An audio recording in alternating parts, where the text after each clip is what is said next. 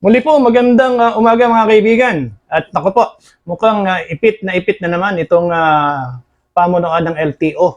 Dahil dito sa magkasalungat na pahayag na ginawa nitong si Senator Rapi Tulfo at ni Congressman Busita. No?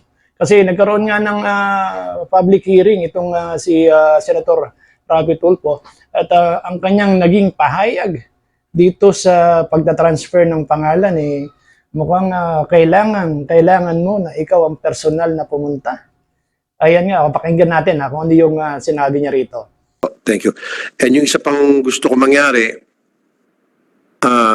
each time na magre-register ang isang owner ng isang sasakyan, he or she must present himself or herself sa LTO physically at magpapakita ng mga identification to ensure or to assure the LTO na siya ngayon talaga ang nagpaparegister. Kasi before, hindi po kailangan anybody can register a vehicle through a fixer or through someone. So ang gusto ko mangyari from now on, kapag nag-rehistro ang isang tao ng kanyang sasakyan, even though if it's Rafi Tulfo, nakalagay doon, Rafi Tulfo, si Rafi Tulfo dapat pupunta sa LTO at sasabihin, Sir, ako po ay mag-renew ng aking registration ng aking sasakyan at ako po si Rafi Tulfo, ito po yung aking passport, ito po ang aking ID. Clear po tayo dyan. Yan po ang gusto kong maging patakaran from now on. Ayan, ang gusto niya mangyari, personal na pumunta yung mga magpaparehistro. Kahit daw senador ka, kailangan ikaw ang personal na pumunta kahit na siya daw mismo ang pumunta para patunayan na siya yung may-ari ng sasakyan. Actually, kung mapapansin nyo, si Senator Mark Villar ay mukhang naging tahimik lang sa naging pahayag ni Senator Rapi Tulfo. No? At hindi natin alam kung anong nasa isip ni Senator Rapi Tulfo nung kanyang sabihin na kailangan daw personal na pumunta ng magpaparehistro doon sa LTO, lalo-lalo na kung baka mamaya nga naman, yung mga governor, yung mga mayor pa lang, vice governor, vice mayor, hindi mo na mapapunta sa LTO yan. Siguradong may mga maglalakad ng mga papeles niyan. Lalo-lalo na yung kanilang napakaraming sasakyan na ipaparehistro. Ibig sabihin ba nun, kada magpaparehistro sila ng sasakyan, pupunta sila ron sa LTO para magparehistro. Alam naman natin, napaka-busy ng mga tao na yan.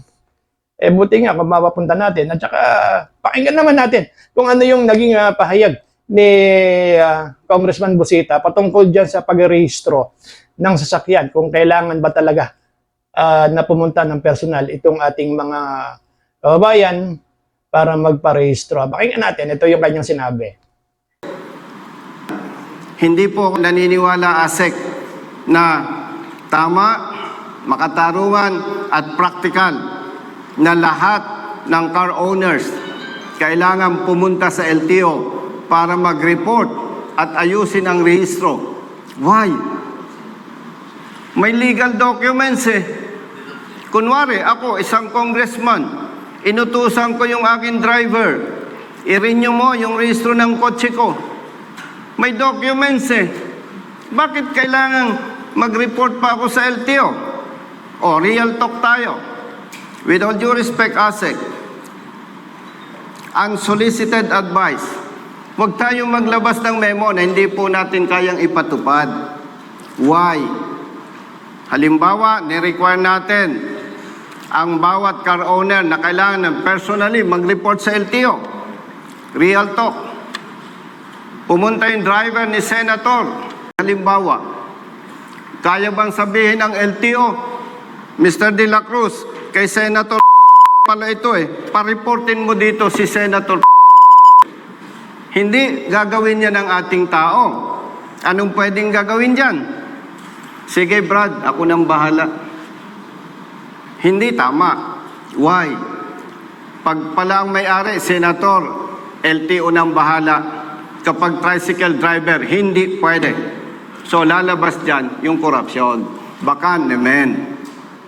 On behalf of One Rider Party List at nung ating mga kaibigan na naniniwala, mangyari po I-consider po ninyo yung aming recommendation at huwag obligahin na ang mga may-ari ng sasakyan siya mismo magre-report. Mapapahiya po ang LTO dyan sapagkat hindi po ninyo kayang i-implement yan.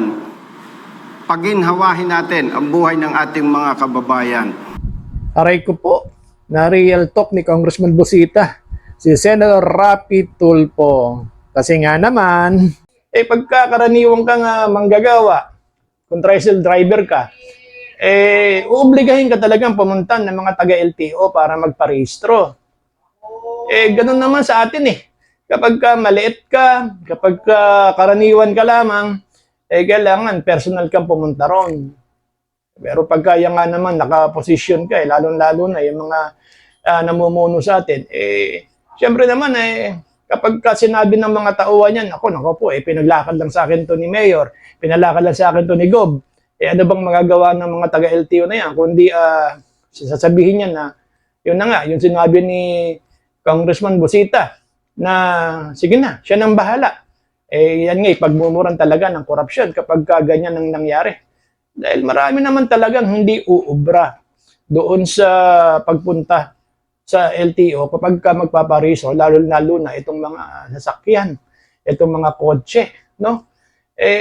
Kaya nga sino ba yung inyong papaboran? Si Senator Rapi Tulfo ba? O si Congressman Busita? Pagdating dito sa pagpaparehistro ng sasakyan. Actually, sumasakit talaga yung ulo ng ating mga taga-LTO dyan. Dahil sa hanggang ngayon, hindi nila alam kung sino ba yung susundin nila. Sabi ko nga kanina, habang nagsasalita, si Senator Rapi Tulfo, si Senator Mark Villar, mukhang nagulat. Tumahimik lang Kaya nga sinasabi natin si Senator Mark Villar ay tahimik lang. Napakaraming sasakyan nito.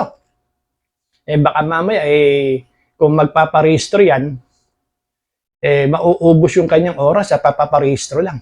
Kaya mukhang medyo napaisip din si Senator Mark Villar nung narinig yung pahayag ni Senator Rapi Tulfo tungkol doon sa personal na kailangan pumunta yung mga tao na magpaparehistro. Samantalang, ang sinasabi nga ni Congressman Busita, may mga dokumento naman yan, may mga ID na ipakikita sa iyo.